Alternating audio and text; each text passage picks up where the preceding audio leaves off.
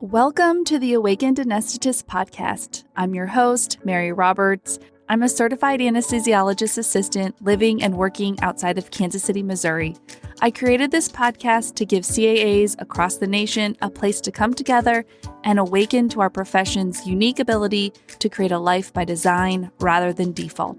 That process can start by simply listening and engaging with this podcast.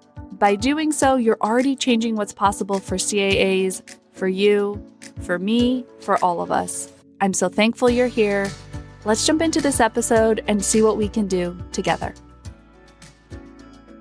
Hey everybody, welcome to the Awakened Anesthetist podcast. This is your host, Mary Jean. This is a really special episode for a number of reasons. It is the second in that student process series that I started back with episode 25 when I interviewed Charlie Chase, who is a very recent grad of a CAA program, and he openly shared what was difficult about the AA schooling for him and what was difficult about finding a job for him, and then some of his hurdles trying to get a license in the state of Missouri. So go back and listen to episode 25 if you've not already. But the cool thing about this episode is that all of these interviews I did live at the Quad A, which is the CAA national organization. It is the American Academy of Anesthesiologist Assistants. It was our national annual conference. Happened to be in Dallas this year in really late March. It was like March 31st for a number of days. And I was there on the very first day of the Quad A conference, which was the student day. And so I took that opportunity to bring my mic and all my podcasting stuff, and I kind of sat out in the lobby between the lectures and just approached people and asked them to do a quick impromptu interview to be on the Awakened Anesthetist. I really wanted to get that boots on the ground AA student perspective about why they chose the profession, how they found out about the profession, what's going well, what's hard about the profession, about the school. And there was really no better opportunity than to do this at the Quad A. I happened to be at the Quad A this year because I was actually speaking to the students on the student day. And that was a huge professional goal for me. It was something that I had written down many years ago that I wanted to do. And so this day in particular, when I did these interviews, I was really riding high off of having completed that workshop and then the lecture that I gave the students. And I was just really loving life. And I think it shows in these interviews. I was just so amped to meet all of the different students there. And of course, I was nervous and anxious as well. I had all of those feelings as well. And so I just got to meet a lot of different people and do this thing that I think is so creative and fun with them, and then produce, hopefully, this episode, which is going to be really useful for any prospective AA students out there, anyone who's thinking about the program and wondering what it feels like to be in the program, what it feels like, or what kind of people are AA students. I think you'll leave this episode with a good sense of that. And also, if you're practicing CAA, I think it's really fun to hear how students these days found out about the profession. I think you'll be shocked and interested to hear how many of the students found out about the profession via social media. So I think everyone's going to enjoy this episode. In particular, if you are a prospective AA student, definitely listen, share this episode with a friend who's also considering maybe a different medical profession besides being a nurse or a doctor. Yeah, I just think it's a really good one. I'm proud to share it, and I'll see you guys on the other side. Talk soon. Hello. Okay. Okay, great. All right. Tell me your name. Julie. And what school do you go to? Northeast Ohio Medical University. And what did you do before enrolling in CAA school? I was a respiratory therapist. Where did you work? South Florida. I worked at Boca Raton Regional Hospital. And why did you want to become a CAA? So I found out about the profession while I was actually in RT school. So I had already started, and I said, let me just finish that. But CAA was definitely my next plan to get a higher degree. And as well, I like the autonomy, the work that we do, the care we provide for our patients. So it was honestly just the next best thing to do at a higher education level. Awesome. Thank you so much. Oh, you're welcome. You get the first cupcake. I only have one. I'm so sorry. You said yes first, but then she spilled her water. I'm not doing this anymore. We're done. Okay. Tell me what your name is. Hi, I'm Nathan. Nathan, what school do you go to? I go to Neomed with Julie. Ah, I picked a crowd of you. And what did you do before CAA school? I was also an RT. You got a little slew of you. Are there more than just the two of you as RTs? Not in our class, no. I was actually an RT over at KU. Oh, very cool. Well, yes. And why did you want to become a CAA? Originally, it was because of the COVID burnout, like a lot of other people. But as I go in, it's way more to advance my career, advance my skills, because seems like it's like Joan going from the kiddie pool to like the really big ocean pool, you know. There's like so much more vast knowledge, and I'm learning and I'm really polishing up the skills I already had. It's an absolute perfect fit for me. Awesome. Well, we're happy to have you. Would you like to do it, Adam? Adam, no, Adam. Slowly backing away. Adam, come on. Anybody else? Okay, great. Hi there. Tell me your name. My name is Zach Gaudet. And what CAA school do you go to? NSU Fort Lauderdale. And what did you do before you were in CAA school? I jumped around a lot. I was in education in Detroit Public Schools for a couple of years. Then I worked for a health tech startup that got bought by IBM. I worked for IBM for a little bit. And then I went to med school for 6 weeks.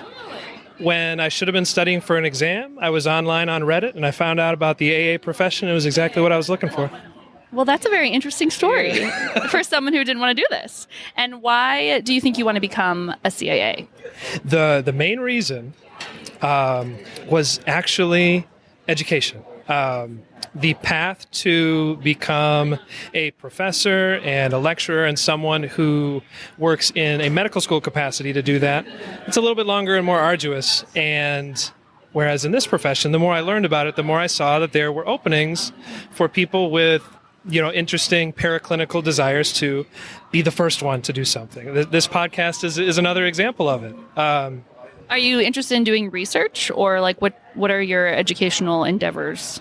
I love helping, and this is across like any domain. I've always loved helping someone who is at the very start of something, like zero, fresh, and getting them to that first step or the next little step. So I'd love to work with prospective and beginning anesthesia students and just provide educational resources for them. I love brainstorming. I love coming up with synthesizing information, organizing it better.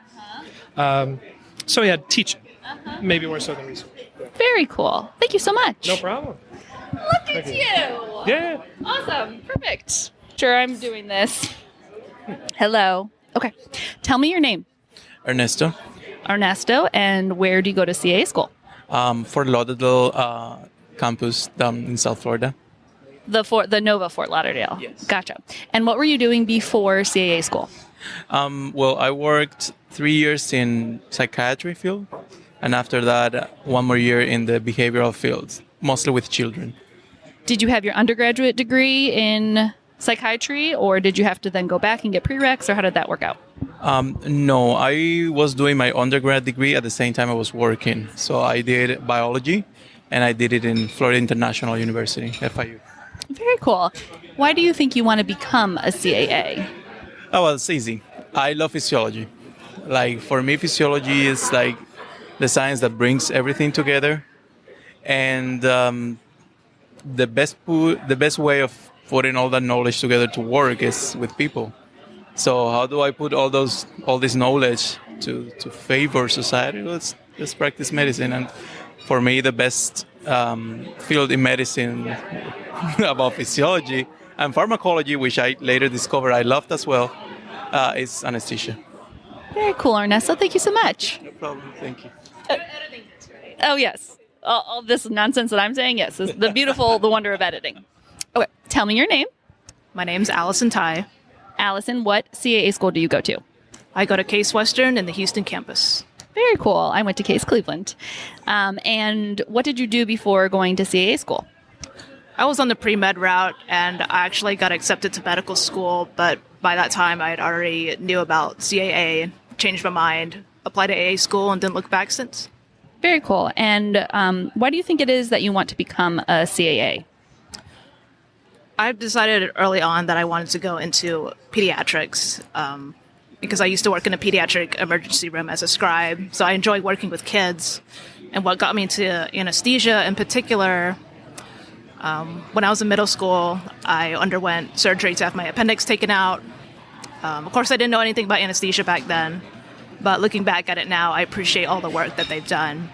And more recently, my father passed away from a hemorrhagic stroke, but he was kept alive for a week more in neuro ICU, all thanks to the surgeons and the anesthesiologist in particular, who kept him stable and alive when he could have died right there on the operating table, because the stroke was that severe. And it's thanks to Case Western having that very hospital being their main rotation site, I could actually get to know the anesthesia team who basically saved his life. And it was thanks to them that they kept him alive for a week longer for me to say a proper farewell to him. So I owe everything to the anesthesia team, and I have a lot of respect for the field and the people who take up that calling. So and I love to join their ranks and be among them. Wow. Thank you so much for sharing that story. That was really open, vulnerable of you, so I appreciate that. And we're happy to have you. Thank you. Yep. I'm nervous as it keeps coming in and out. I've never used this recorder before, and I think it's my earbuds, but what are you going to do? Okay. Tell me your name. Hi, I'm Tyler Rasucci. Hi, Tyler. And where do you go to CA school? I go to Case Western in DC. I went to Case Cleveland. Very cool. And what did you do before coming to CAA school? So I graduated in 2021, and then during my one-year gap year, I was a microbiology professor at my undergrad at Elms College. Did you already know you wanted to go to AA school? Yes, I just had a year before it started. I just wanted to get a little job, and they had an opening, and they reached out to me, and I was like, oh, I'd love to teach. I was like, that's fun. Wow, very cool. And why do you think it is that you want to become a CAA? So I always liked working in the healthcare field, helping people, and at first I wanted to go to med school, and then I learned about being a CAA, and I was like, wow, you get to do the same thing, and I can still have a work-life balance that I wanted. Yes, very much agree. Awesome. Well, we're happy to have you. Yep. Any other takers? Look how simple it is. You're allowed to say no. This is also a no-pressure environment. Great job. Thank you. Hi, tell me your name. Hi, I'm Katie Emmert. And what CAA school do you go to? I go to Case Western DC. And what did you do before going to Case DC?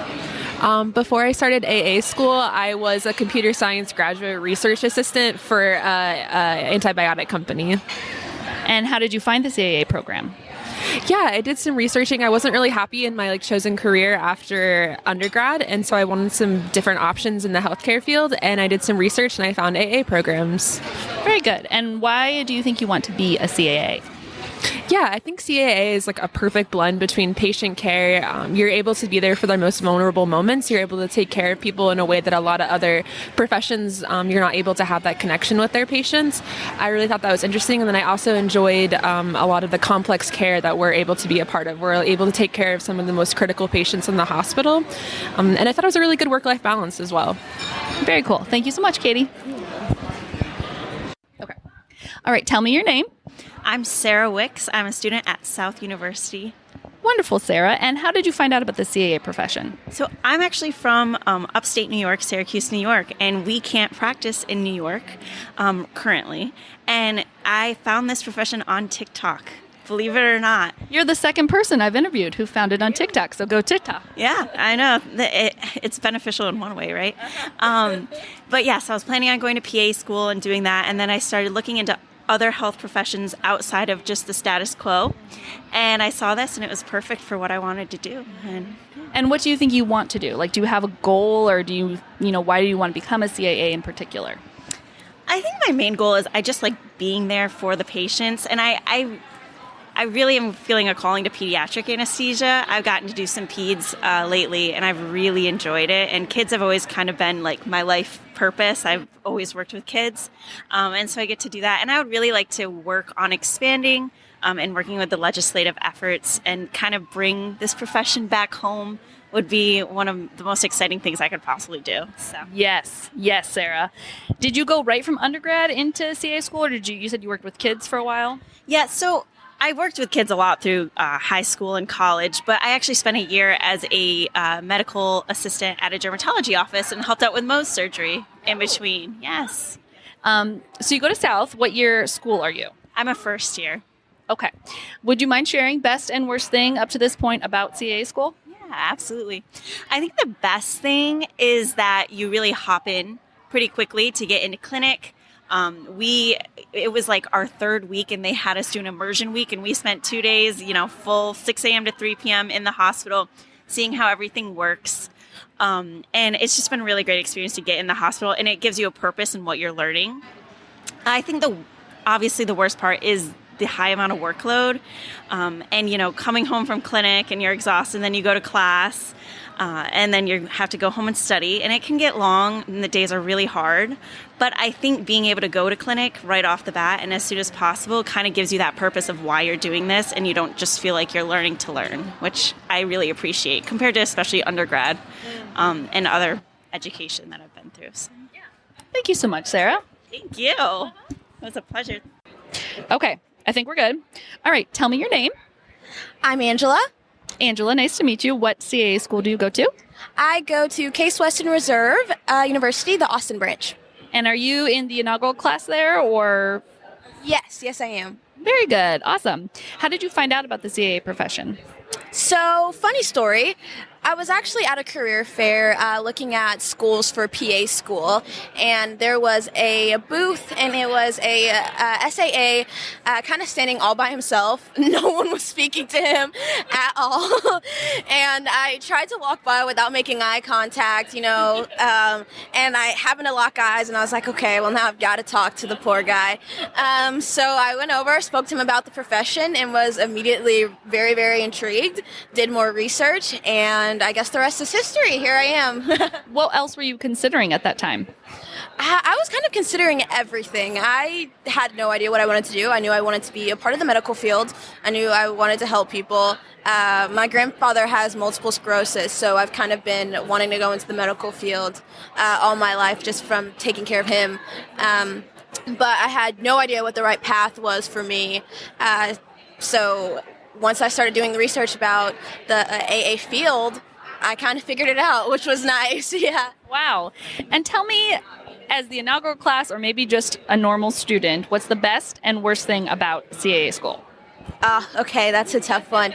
The best thing about Case specifically is that we get to have a lot of hands-on experience very early on. For me, this experience has been super beneficial. Going into my second year, now I kind of know a little bit about what I'm doing. Obviously, not much, but a little bit of what I'm doing. I've been in the OR. My nerves aren't super riled up when I'm in there anymore. So I'm really excited to be able to rotate at new hospitals with the kind of sense of knowing what I'm doing, even if it's just a little. The worst part, that's a hard one. I think you're trying to get me in trouble here. You can abstain from saying anything if you want. I guess it's not the worst part, but the most difficult part about the program as a whole has been learning to balance both didactic and clinicals at the same time. While I love being in the hospital, it's definitely difficult to figure out how to find time for myself, find time to study, find time to go over my clinical steps to get my flow down. Time management has been something that I've been working on all year and still haven't perfected. So I guess not only am I getting a lot of educational growth in this program, but personal growth as well. That'll help me as I grow into my adulthood. So, yeah. Yes, it does come together. So keep working at it. You're definitely going to get it. I sure hope so.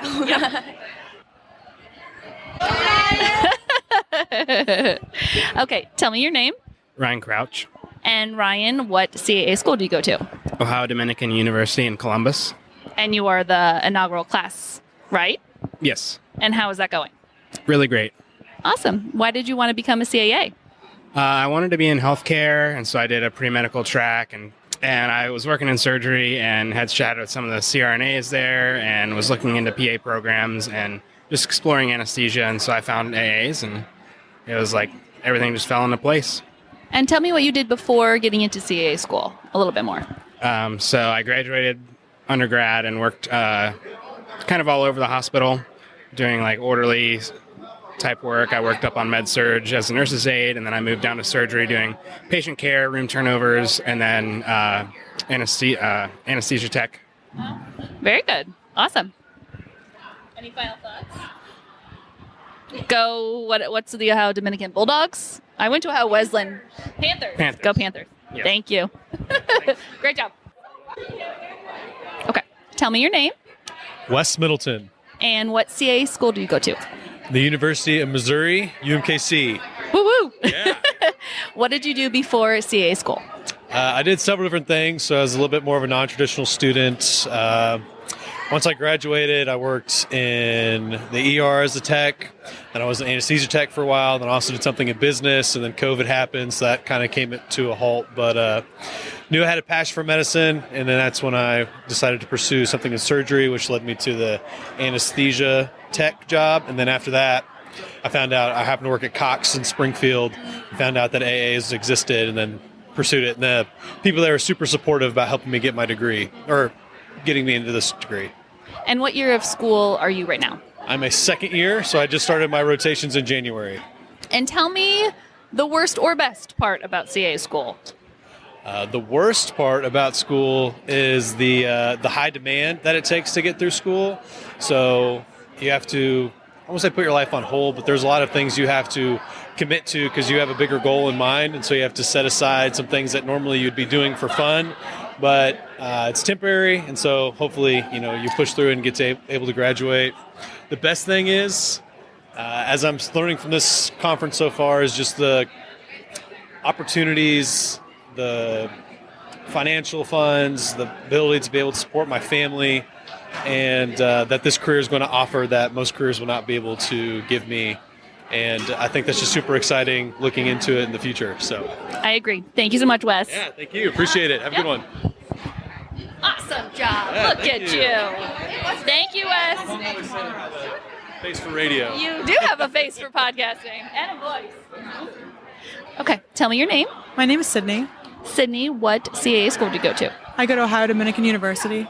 And you also are in the inaugural class, correct? I am. How is that going? It's been going great so far. Our director has a very big family and just really good values, so he treats us like we're also part of his family, so we feel really included in a way. Very cool. And how did you find the CAA profession?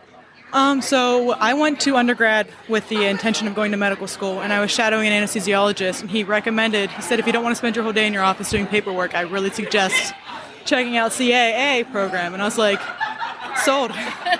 So very cool. And do you have a good sense of why you want to be a CAA? So I worked in healthcare for quite a bit beforehand, and so I did the ambulance scenario beforehand, and a common thing people will call us for was for pain management, because they weren't getting proper pain management, because in a lot of healthcare systems they don't believe them when they tell them that they are hurting. Whereas in the anesthesia practice, we say if they say they're in pain, the pain is real. And I kind of like that. You were on an ambulance? Say that again, what you did. Really? Like you were an EMT before that? Oh my gosh. Wow, very cool. And tell me best or worst part of CAA school so far. Best part is the experience. We've been in clinicals since, I think, week 5. And you're learning something new every day.